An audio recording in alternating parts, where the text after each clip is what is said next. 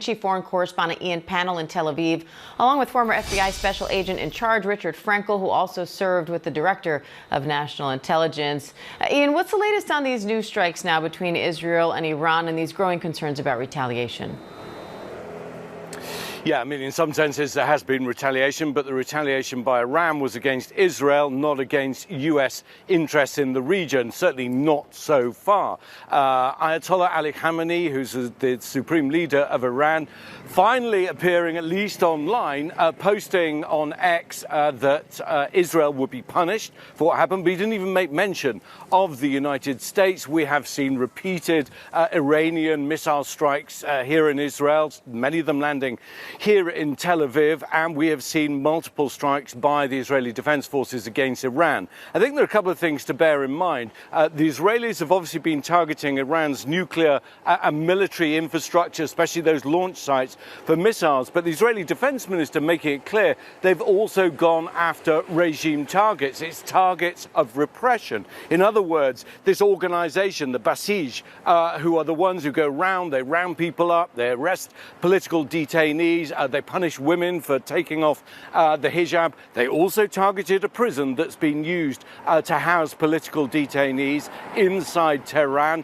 as well as the Iranian Revolutionary Guard Corps. So they seem to have kind of moved out, broadened out their strikes, but no sign that it's easing at the moment. Still got that battlefield damage assessment ongoing.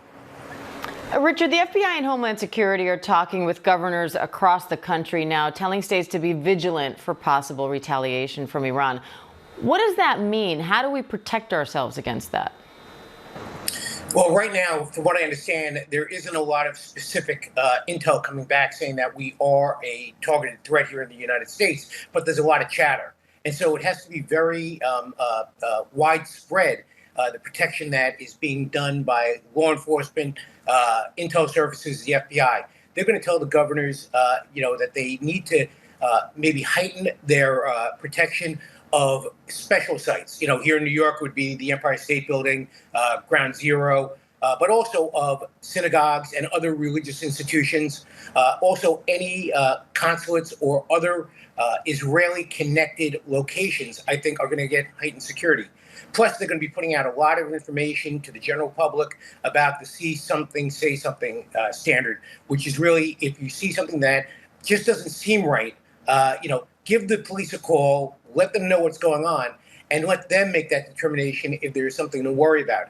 Because as we've seen in the past, you'll have a lone wolf who has nothing on the intel radar, but then does something on his own.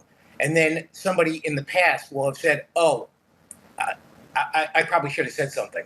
So here, I believe law enforcement is getting out in front of that and really pushing on the public to be aware. In the U.S. Embassy in Qatar is now recommending Americans there shelter in place until further notice. How significant is that, given Qatar has the largest U.S. military installation in the Middle East? I think it is important. I think it shows the current state of affairs in terms of the potential threat for some kind of response against American interests. That means not just the American military, American diplomatic interests, and also American citizens. There is a heightened state of alert, of awareness, and it would seem to me that this is Qatar acting out of an abundance of caution, but perhaps it has specific intel. No one knows right at the moment, but it's not just in Qatar. It's in Iraq, it's in Syria, it's in Bahrain, it's in multiple places across the Middle East that US interests are potentially under threat. But remember, the President and the Secretary of Defense, Pete Hegseth, making it very clear that any reaction from Iran will provoke an even stronger reaction from the US. And Iran's supreme leader at the moment is not threatening the US, but others inside Iran absolutely are.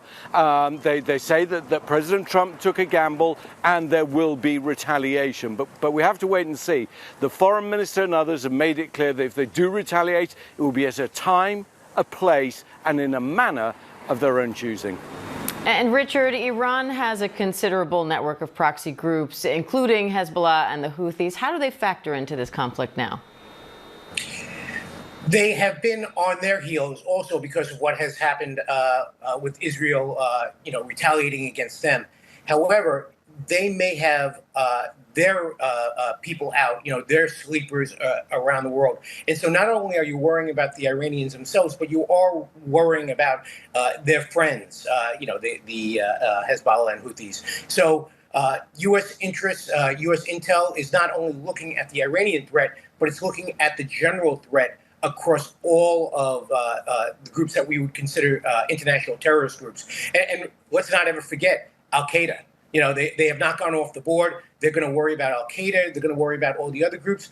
And the U.S. just put out a warning about, U.S. interests overseas that you have to be aware. All right, Ian, Pannell, Richard, Frankel, thank you both.